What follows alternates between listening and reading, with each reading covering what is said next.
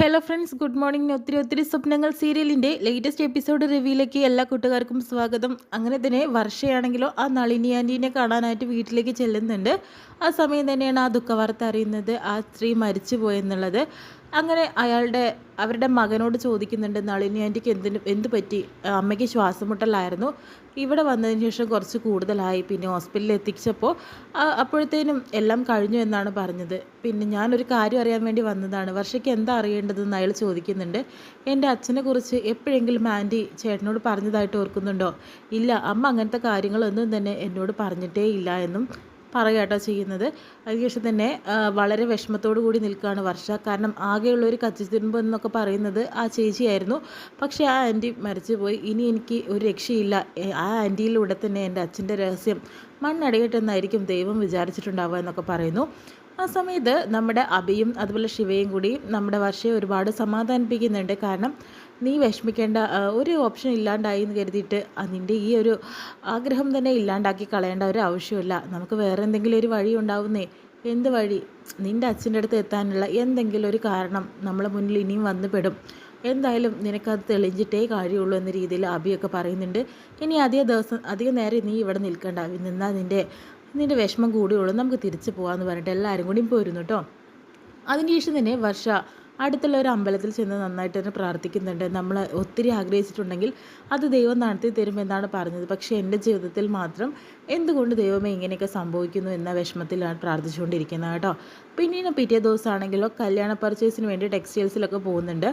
നല്ല സാരി, അതായത് കല്യാണത്തിന് എടുക്കാനായിട്ട് നല്ലൊരു സാരി സെലക്ട് ചെയ്യണം.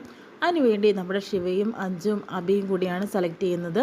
അങ്ങനെ ഒരുപാട് വിലയുള്ള സാരിയൊക്കെ കാണുമ്പോൾ വർഷ പറയുന്നുണ്ട്, അയ്യോ ഇതൊന്നും വേണ്ട, എനിക്ക് 50,000-ൻ്റെയും 75,000-ൻ്റെ ഒക്കെ സാരികളാണ് കേട്ടോ കാണിക്കുന്നത്. എൻ്റെ വർഷ, നീ പൈസ നോക്കണ്ട, നിനക്ക് ഇഷ്ടമുള്ള എടുത്തോ.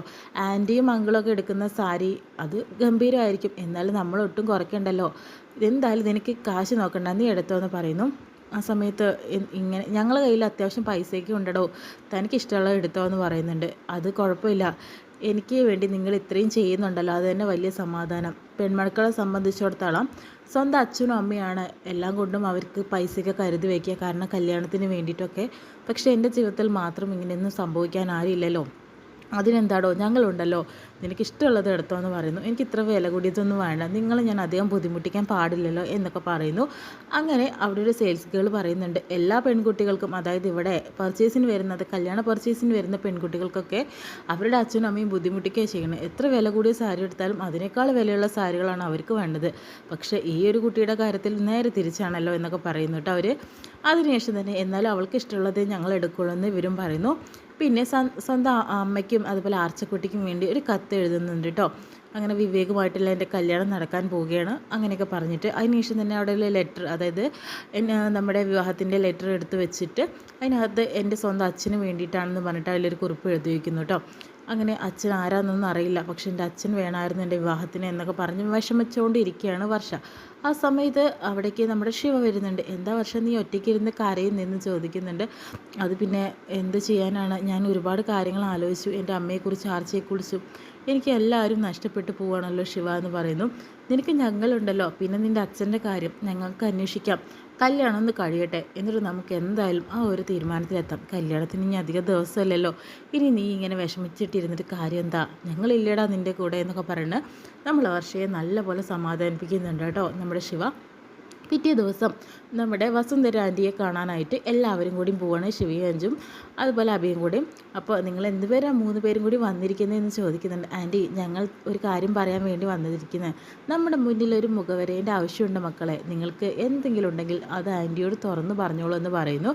ആ സമയത്ത് ആൻറ്റി ഒരു ഫെമിനിസ്റ്റ് ആണെന്നൊക്കെ ഞങ്ങൾക്കറിയാം, പക്ഷേ ഈ ഒരു കാര്യം ഞങ്ങൾ വർഷയ്ക്ക് വേണ്ടി എന്തെങ്കിലും ഒന്ന് ചെയ്യാനായിട്ട് ആഗ്രഹിക്കുന്നുണ്ടെന്ന് പറയുന്നു. എന്താ വർഷയ്ക്ക് വേണ്ടി നിങ്ങൾ ചെയ്യാൻ ആഗ്രഹിക്കുന്നത്? അവൾക്ക് ആരുമില്ലല്ലോ ആൻറ്റി, ഒരു 50,000 രൂപയെങ്കിലും അവൾക്ക് വേണ്ടി ഞങ്ങൾ മാറ്റി വെച്ചിട്ടുണ്ട് ഞങ്ങളുടെ സമ്പാദ്യത്തിൽ നിന്നെന്ന് പറയുന്നു. അത് സ്ത്രീധനമായിട്ടല്ലേ നിങ്ങൾ പറയുന്നത്? അയ്യോ, സ്ത്രീധനമായിട്ടൊന്നല്ല, ഇത് അവളുടെ ഒരു കരുതലാണെന്ന് പറയുന്നു. ഇത് തന്നെ അവൾക്ക് ധാരാളമല്ലേ, ഇങ്ങനെ പറയാൻ നിങ്ങളെപ്പോലെ 3 ഫ്രണ്ട്സ് ഉണ്ടാവുക തന്നെയാണ് അവളുടെ അഭിമാനം. വർഷയെ സംബന്ധിച്ചോളം അവളൊരു സ്വന്തമായിട്ട് നിലപാടും സ്വന്തമായിട്ടും ജോലി ചെയ്ത് ജീവിക്കാൻ ആഗ്രഹമുള്ളൊരു കുട്ടിയാണ്. ഇപ്പോൾ ഫുഡ് ഡെലിവറിക്ക് പോകുമ്പോൾ തന്നെ അവൾ എത്ര സന്തോഷത്തോടു കൂടിയാണ് പോകുന്നത്. എനിക്ക് ഈ ആഡംബരവും എല്ലാം ഉണ്ടെങ്കിൽ പോലും എൻ്റെ മകന് ഇന്ന് നാളെ ഇതെല്ലാം ഇല്ലാണ്ടായാലും എൻ്റെ മകനെ പൊന്നു പോലെ അവൾ നോക്കുന്നുള്ളത് എനിക്ക് നല്ല ഉറപ്പുണ്ട്. അതിനുള്ള തൻ്റെയിടവും ധൈര്യവും സ്നേഹവും വർഷയ്ക്കും ഉണ്ടെന്ന് പറയുന്നു. ഇതിൽ കൂടുതൽ എനിക്കൊന്നും വേണ്ട. സ്ത്രീ തന്നെയാണ് ധനം, പുരുഷനാണ് പൈസ കൊടുക്കേണ്ടതെന്ന രീതിയിലൊക്കെ പറഞ്ഞുകൊണ്ടിരിക്കുക കേട്ടോ വസുന്ധര. നിങ്ങളുടെ ജീവിതത്തിലും അങ്ങനെ തന്നെയാണ്. ഒരാളും നിങ്ങൾക്ക് സ്ത്രീധനം കൊടുത്തിട്ട് നിങ്ങൾ ആരും കെട്ടിച്ചു വിടരുത്, അതിനുള്ള അവസരം ഉണ്ടാക്കരുതെന്നൊക്കെ പറയുന്നു കേട്ടോ. നിങ്ങളുടെ ഈ ഒരു സന്തോഷം എനിക്ക് വളരെ ഇഷ്ടപ്പെട്ടു എന്ന് പറയുന്നു. അയ്യോ ആൻറ്റി, സ്ത്രീധനമായിട്ടല്ല ഞങ്ങൾക്ക് മനസ്സിലാവുന്നുണ്ട്, എന്നാലും വേണ്ട, ഒന്നും വേണ്ട. അവൾക്ക് വേണ്ടി നിങ്ങൾ കരുതി വെച്ചതല്ലേ, നിങ്ങൾ തന്നെ അത് വെച്ചോളൂ. എപ്പോഴെങ്കിലും ആവശ്യമുണ്ടെങ്കിൽ അവൾക്ക് കൊടുത്തോളൂ. പക്ഷേ ഇപ്പോൾ അതിൻ്റെ ഒന്നും ആവശ്യമില്ല, നിങ്ങൾ സന്തോഷത്തോടെ ഇരുന്നാൽ മതി എന്ന് വസുന്ധര പറയുന്നുണ്ട്. പിറ്റേ ദിവസം നമ്മൾ കല്യാണത്തിൻ്റെ കാര്യങ്ങളൊക്കെ അവിടെ ഡെക്കറേറ്റ് ചെയ്തുകൊണ്ടിരിക്കുന്ന സമയത്ത് പെട്ടെന്ന് വിവേക് എല്ലാ കാര്യങ്ങളും അന്വേഷിച്ചുകൊണ്ട് വരുന്നു. ആ സമയത്താണ് നമ്മുടെ ശ്രീനാഥും വർഷയും കൂടി അവിടെ മാറാലൊക്കെ തട്ടുന്നുണ്ട് കേട്ടോ. അതിൻ്റെ സ്റ്റൂളിൻ്റെ മേലെ കയറുന്ന വർഷ മാറാല തട്ടുന്നുണ്ട്. ശ്രീനാഥ് പറയുന്നുണ്ട്, വർഷ നീ ഇങ്ങോട്ട് ഇറങ്ങ്, ഞാൻ ചെയ്യാം, നീ എന്തിനാ വെറുതെ ബുദ്ധിമുട്ടുന്നത്, ശ്രീയേട്ടനൊന്നും മിണ്ടാണ്ടിരുന്നേ, വയ്യാണ്ടിരിക്കുകയല്ലേ, വിഷമിക്കണ്ട എന്നൊക്കെ പറയുന്നു. ഇതെല്ലാം വിവേക് അപ്പോൾ കാണുന്നുണ്ടെങ്കിൽ പോലും അയാൾക്ക് ഇപ്പോൾ സന്തോഷമാണ്, കാരണം രക്ഷകർത്താവിൻ്റെ സ്ഥാനത്ത് നിന്നാണ് പറയുന്നത്. പക്ഷേ നീ വീഴും എന്ന് പറയുമ്പോഴത്തേനും വർഷ വീഴും കേട്ടോ ശ്രീനാഥിനെ മേത്തിട്ട്. ആ സമയത്ത് തന്നെ വിവേകിന് കാര്യം മനസ്സിലായി, ഇങ്ങനെയൊക്കെ പോയി കഴിഞ്ഞാൽ പ്രശ്നമാണ്. വിവേകിൻ്റെ മനസ്സിൽ ചെറിയൊരു കരട് കൊണ്ടിരിക്കുകയാണ് കേട്ടോ. കാരണം ആ ഒരു നോട്ടവും ഭാവവും ആ ഒരു പിടുത്തമൊക്കെ വിവേകിന് ഒട്ടും തന്നെ ഇഷ്ടപ്പെടുന്നില്ല കേട്ടോ. എന്നിട്ട് അവർ രണ്ടുപേരും സംസാരിക്കുന്നതൊക്കെ കാണുമ്പോൾ വിവേകിന് ഉള്ളിലൊരു ദേഷ്യമൊക്കെ വരുന്നുണ്ട്. പിന്നീടാണെങ്കിലോ വിവാഹത്തിന് അല്ലെങ്കിൽ തലേദിവസം ഒരുപാട് പേര് വിവേകിൻ്റെ വീട്ടിലെത്തുന്നുണ്ട് കേട്ടോ. ആ സമയത്താണ് വിവേകിൻ്റെ ബെസ്റ്റ് ഫ്രണ്ടും കൂടി അവിടെ എത്തുന്നു കേട്ടോ. നീ വന്നോടാ, ഞാൻ വിചാരിച്ചു നീ എൻ്റെ കല്യാണത്തിന് വരില്ല എന്നുള്ളത്. നിൻ്റെ കല്യാണത്തിനല്ലാതെ വേറെ ആരെ കല്യാണത്തിനാണ് ഞാൻ വരില്ല. എവിടെ നിൻ്റെ വർഷം എവിടെയെന്ന് പറയുന്നു, അവളുടെ വീട് എവിടെയെന്നൊക്കെ പറയുന്നു. ലവ് മാരേജാ അറേഞ്ച് മാരേജാ എന്ന് ചോദിക്കുമ്പോൾ ലവ് മാരേജ് ആണെന്ന് പറയുന്നു. ആളുടെ വീട് എവിടെ? അത് വയനാട്ടിൽ നിന്നോ? പക്ഷേ അവരിവിടെയാണ് താമസിച്ചിരുന്നത്. വെറുതെ അല്ലടാ, നീ നിൻ്റെ ലവ് സ്റ്റോറി ഇങ്ങ് പറഞ്ഞ് ഞാനിത് കേൾക്കട്ടെ എന്ന് പറയുന്നു. എടാ അത് പിന്നെ പറയാം, ഇപ്പം തന്നെ കേൾക്കണം എനിക്കെന്ന് പറയുന്നു. അങ്ങനെ ഡീറ്റെയിൽ ആയിട്ട് അതായത് ശ്രീനാഥിൻ്റെ കാര്യങ്ങൾ ഉൾപ്പെടെ എല്ലാം തന്നെ ആ ഒരു ഫ്രണ്ടിനോട് തുറന്ന് പറയുന്നു കേട്ടോ. ആ സമയത്ത് തന്നെ ആ ഫ്രണ്ടിന് ഒരു സംശയം തോന്നുകയാണ്. ശ്രീനാഥ് ഇപ്പോൾ ഇവിടെ ഉണ്ടോ എന്ന് ചോദിക്കുന്നുണ്ട്. ശ്രീനാഥ് ഉണ്ട് ഇവിടെ എന്ന് പറയുന്നു. അവരിപ്പോൾ തമ്മിൽ അവർ നല്ല ഫ്രണ്ട്സാണ്, മാത്രമല്ല വർഷയുടെ രക്ഷകർത്താവിൻ്റെ സ്ഥാനത്താണ് ഇപ്പോൾ ശ്രീനാഥ് നിൽക്കുന്നതെന്ന് പറയുമ്പോഴത്തേനും അവർ തലയാട്ടുന്ന ഫ്രണ്ട്, നീ എന്താടാ ഇങ്ങനെ ആട്ടുന്നത് ചോദിക്കുന്നുണ്ട്.